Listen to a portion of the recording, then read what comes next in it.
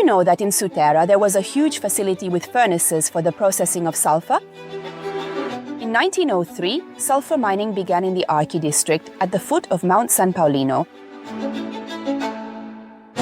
To avoid disturbing the nearby homes, they built the calzerone and later the gill furnaces in the uninhabited part of 𝗬𝗏, in the area that today is known as the Fornelli district.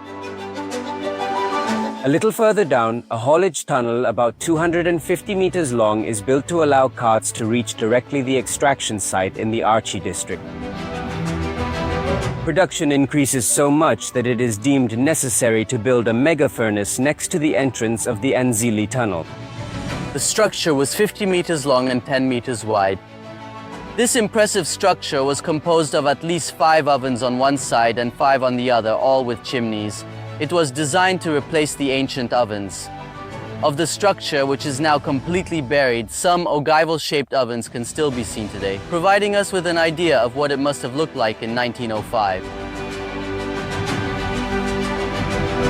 Era una casetta, mi piaceva che la chiamavamo una casetta bianca neve settenale.